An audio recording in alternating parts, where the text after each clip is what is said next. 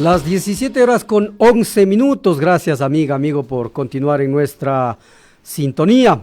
Les comentamos que a partir de esta hora y durante la siguiente entrevista, usted no solamente nos podrá escuchar, sino también nos podrá ver a través de nuestras redes sociales. Vamos a hacer una transmisión en vivo y en directo a través de Facebook Live, así como también en YouTube. Agradecemos a nuestra compañera Andrea Cataña, quien se encuentra al frente de la transmisión. Agradecemos de igual manera a Javier Flores, analista político, quien está con nosotros desde el puerto principal. Con él vamos a hablar acerca de la reacción que tuvo ayer el presidente de la República, Lenín Moreno, ante la posible demanda por parte de la CONAIE en contra del gobierno nacional por uso excesivo de la fuerza, por crímenes de lesa humanidad y otros delitos que, dice la CONAIE, sus dirigentes se dieron durante el paro de octubre pasado. Bienvenido, Javier Flores. En primera instancia queremos consultarle qué le parece esta reacción que tuvo el señor presidente de la República ante esta posible demanda. Bienvenido, buenas tardes, Javier. Bueno, muy buenas tardes, muchísimas gracias por la invitación. Creo que la respuesta del presidente fue una respuesta muy agresiva y muy poco auspiciosa de cómo piensa enfrentar el eventual hecho de que de aquí a pocos meses más adelante pueda existir una manifestación de descontento popular en las calles, protesta social. Creo que la forma como lo ha entendido y los mensajes que se han mandado desde el poder, con el hecho de que existe una nueva política de seguridad, hayan existido unos cambios en los altos mandos, se les haya dado una dotación de presupuesto orientada a esta participación o este involucramiento en la jurisdicción interna, que no es lo propio de las Fuerzas Armadas, que tradicionalmente se entiende que su rol es proteger las fronteras de la patria de enemigos externos, no de enemigos internos. Esta variante del rol de las Fuerzas Armadas ya se ha puesto en práctica en América Latina con desafortunadas consecuencias en los años 70 y principios de los 80, particularmente en el Cono Sur, también en Brasil. Creo que es importante tener en cuenta que hay directrices, hay recomendaciones, hay informes, hay jurisprudencia numerosa de órganos del Sistema Interamericano de Protección de Derechos Humanos, de la Comisión Interamericana, de la Corte Interamericana de Derechos Humanos, que protegen la protesta social. Tan reciente como el año 2019, la Comisión Interamericana publicó un informe sobre protesta y derechos humanos, que creo que es sumamente útil para entender el rol del Estado frente a ese comportamiento de sus habitantes, que tienen todo el derecho en ciertas circunstancias y bajo ciertos aspectos de manifestar su descontento con las políticas de un gobierno. Javier, ¿por qué cree usted que el presidente de la República está pasando por alto estos informes, estas recomendaciones? Él y sus funcionarios señalan a rajatabla que la Policía Nacional jamás usó armas letales y que por ello no se pudo dar en el país durante las protestas de octubre del año anterior lo que se señala, los heridos, los desaparecidos, los golpeados, etcétera, etcétera. ¿Qué quiere, qué pretende el presidente de la República al dejar de mencionar estos hechos? Yo creo que quiere sostener su relato, quiere sostener el relato que desde el gobierno se quiso construir de los acontecimientos de octubre. Si somos realistas con lo que pasó, hubo un decreto que luego fue revertido. Es decir, los 12 o 13 días que ocurrieron entre que se dictó el decreto y se lo revirtió con la reunión que tuvieron representantes de los indígenas con representantes del gobierno son plenamente atribuibles a un decreto que se dictó de una forma precipitada y sin consultar a las personas a las cuales iba a afectar de manera más preocupante.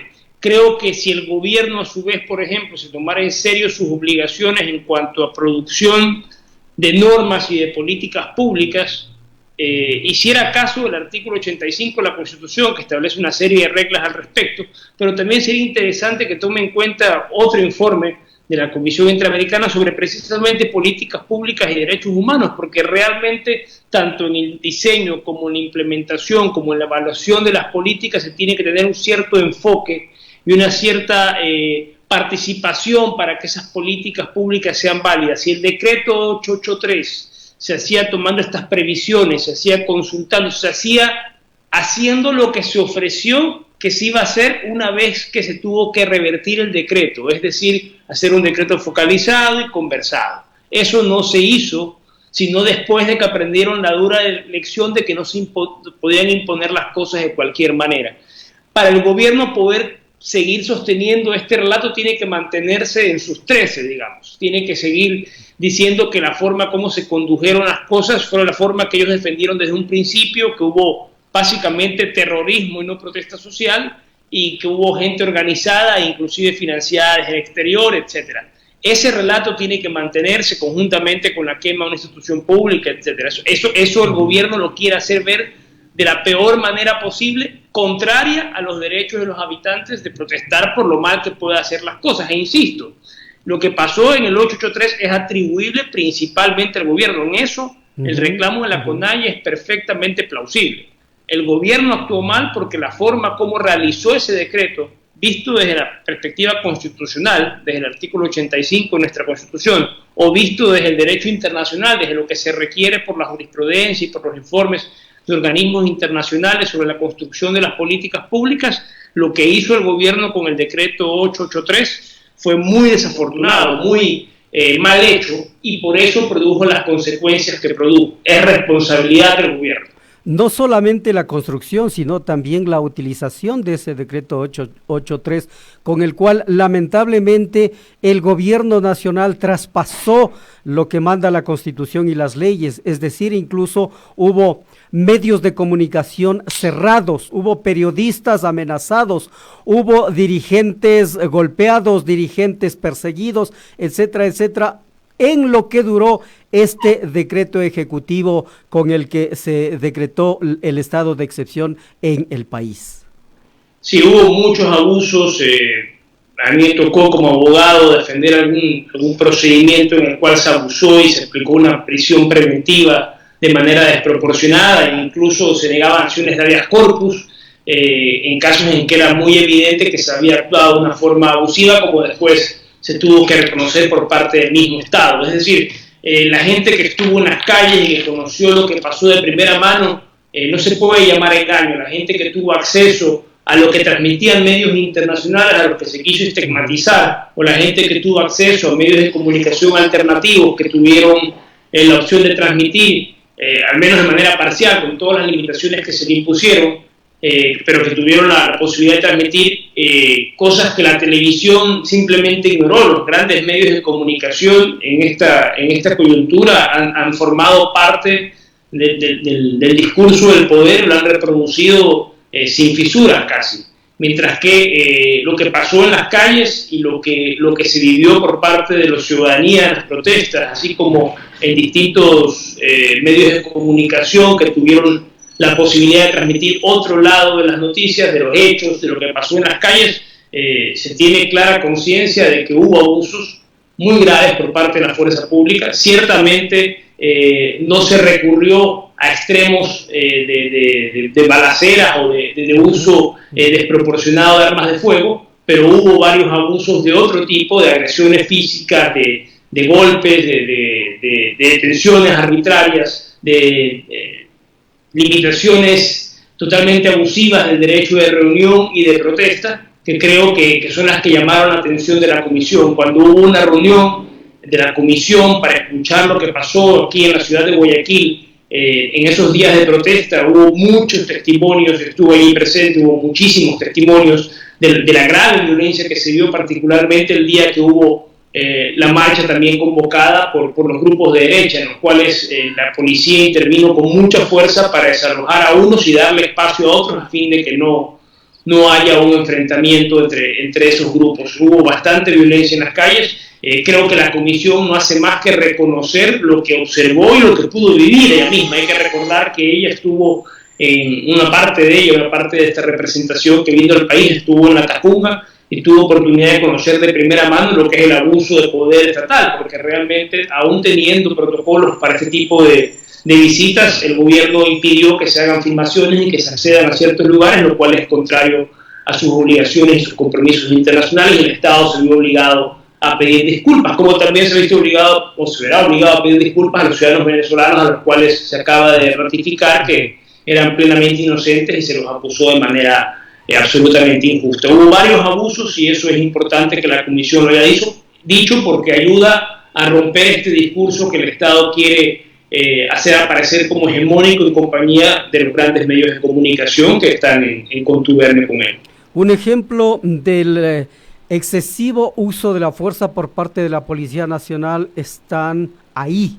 Las personas que perdieron uno de sus ojos porque lamentablemente fueron impactados con bombas lacrimógenas, según relatos de ellos mismos, de tan cerca que lamentablemente sufrieron la pérdida de uno de sus ojos. Ahí están estos hechos, incluso los que usted cuenta, dan la verdad de lo que aconteció. No sé si es que se pueda explicar de alguna manera. El presidente de la República no estuvo al tanto de todo lo que sucedía, le escondieron, no se sabe por qué quiere sostener ese relato que se cae por sí solo y con estos hechos que nosotros estamos diciendo, ¿no? O se envalentonó. Tiene muchas alternativas realmente, porque bueno, ha orientado todos sus esfuerzos hacia eso. El hecho de que poco a poco se le vaya cayendo ese discurso porque los organismos internacionales no lo compran, porque hay ciertas autoridades que no lo compran, porque hay cierto rechazo por parte de otros países, la Corte Suprema de Perú le niega extradiciones, la Interpol no le acepta sus búsquedas internacionales. Entonces, es un escenario en el cual el Estado, confrontado por fuera de sus fronteras, frente a otras jurisdicciones internacionales o de otros países, queda mal, porque realmente ha hecho las cosas de una forma bastante precaria, bastante pobre, con un notorio afán persecutorio que es muy difícil de esconder en la forma como construye los tipos penales para hacer las acusaciones y los cambia en el camino para poder optar por la alternativa más plausible conforme vaya construyendo la investigación. Así no se hacen las investigaciones penales. Las investigaciones penales se tienen que hacer previamente, se tienen que hacer con un único tipo penal.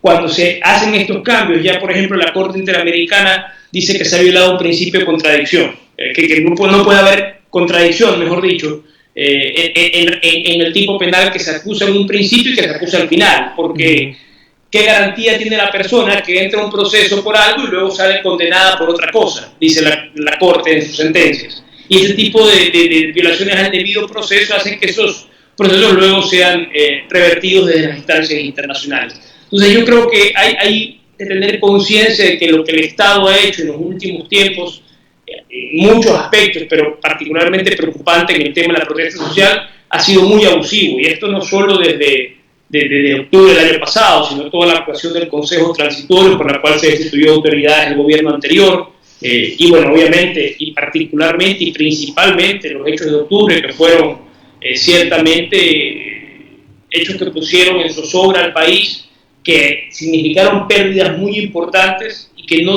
realmente no deben servir para estigmatizar a un grupo como se pretende hacer, sino para discutir qué tipo de Estado queremos y cómo queremos que enfrente tanto la protesta social como sus propios errores en la producción de normas que desencadenan, de normas y de políticas públicas que desencadenan la protesta social. Porque la protesta social no es gratuita, la gente no sale a las calles y no siente la necesidad real de hacerlo.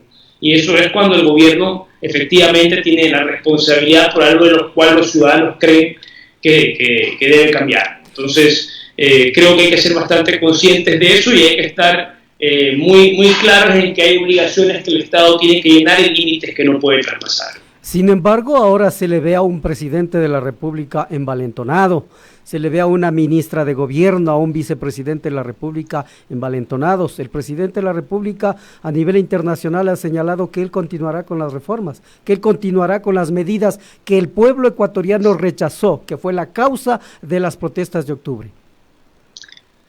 Bueno, la verdad es que es un camino peligroso. No sabemos qué puede resultar de ello y esperemos que que se logre resolver por las vías del diálogo, por canales institucionales. Por último, que hayan los mecanismos que la propia Constitución autoriza, que son perfectamente legítimos, que de ninguna manera constituyen, pero sería muy estúpido pensarlo así realmente, ningún golpe de Estado ni nada parecido, utilizar mecanismos como la muerte cruzada, por ejemplo, que son mecanismos que la propia Constitución autoriza. ¿Cómo puede ser golpe de Estado lo que está autorizado, permitido por la propia Constitución? Solo cavernícola se le puede ocurrir semejante idea.